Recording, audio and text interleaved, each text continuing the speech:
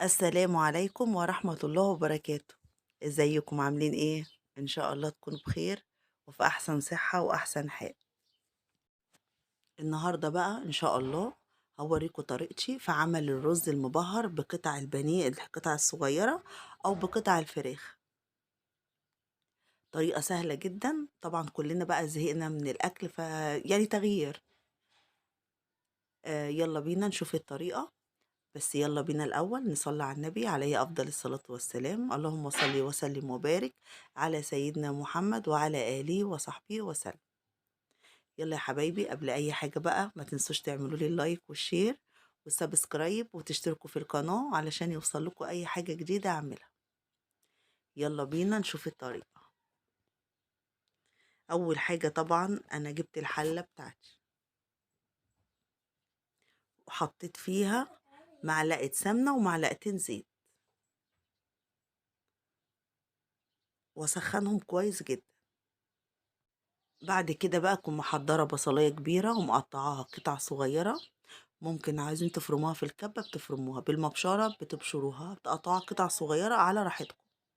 أنا قطعتها قطع صغيرة ونقلبها كده. دي أكلة بقى منها فيها، يعني كلها جوا بعضها كده. ممكن تعملوا جنبها حبة سلطة، حبة دقوس، سلطة دقوس. ممكن تعملوا سلطة الزبادي، هي أكلة جميلة يعني مش محتاجة حاجة جنبها. بطاطس محمرة طبعا، أكلة حلوة جدا والولاد هيحبوها جدا وسهلة وكلها في حلة واحدة، مش حلتين. هي الحلة دي مش هنعمل في أي حاجة تانية إلا لما نغرف بس.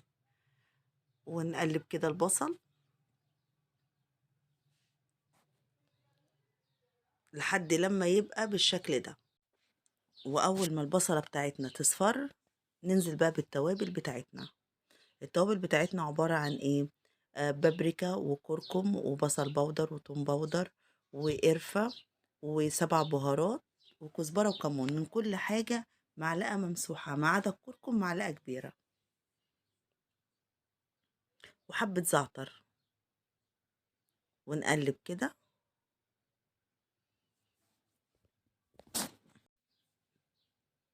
ونقلب كده مع بعض التوابل مع البصل. بعد كده بقى أكون مجهزة بقى البانيه بتاعي أو قطع الفراخ.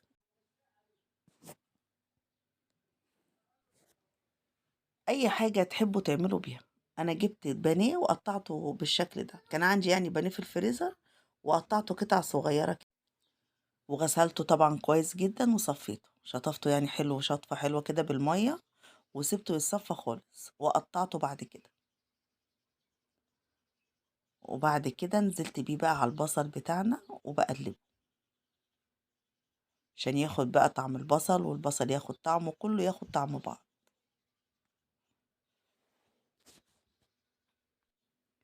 بعد كده بقى هنزل بمعلقة ملح صغيرة ونقلب برضو.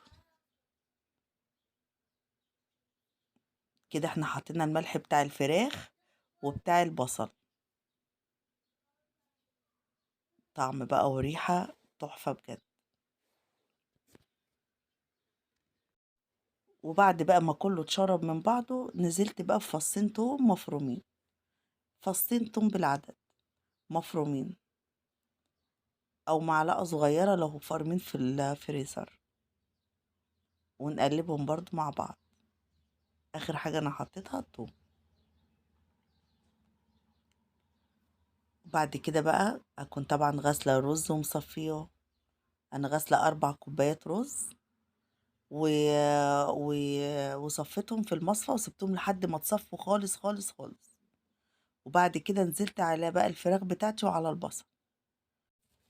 بعد كده بقى نزلت ب3 معالق كبار عسل اسود. طبعا هتقولوا عسل ايه، هو العسل بيبقى حلو جدا في الاكلة دي.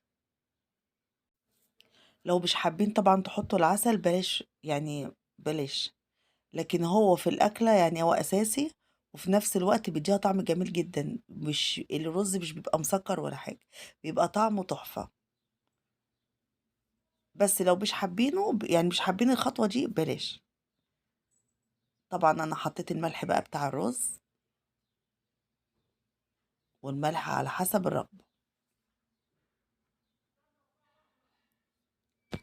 بعد كده بقى نزلت بأربع كوبايات مية مغلية.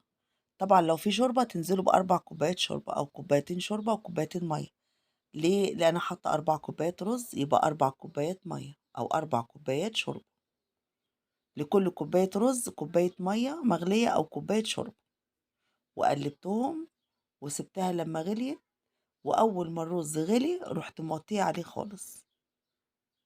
وبعد ما وطيت عليه بقى بالشكل ده، ايه رأيكم؟ استوى كده. طبعا انتوا عارفين تسوية الرز، أول ما بيغلي بنوطي عليه مباشر على طول. أول ما يغلي غلوتين نروح موطيين عليه ونسيبه على البوتاجاز.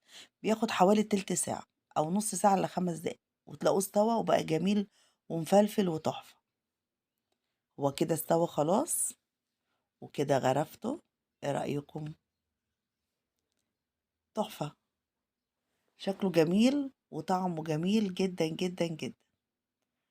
وإن شاء الله لو جربتوا الطريقة هتعجبكم. طريقة سهلة وسريعة ومنقذة، يعني لو قبل الفطار بشوية كده بتبقى منقذة على طول على طول على طول، بتخلص على طول. أتمنى إن طريقتي تكون عجبتكم، وأتمنى الفيديو يكون عجبكم. ولو عجبكم الفيديو وعجبتكم الطريقة، ما تنسوش بقى تعملوا لي اللايك والشير والسبسكرايب، وتشتركوا في القناة علشان يوصل لكم أي حاجة أعملها. والسلام عليكم ورحمة الله وبركاته.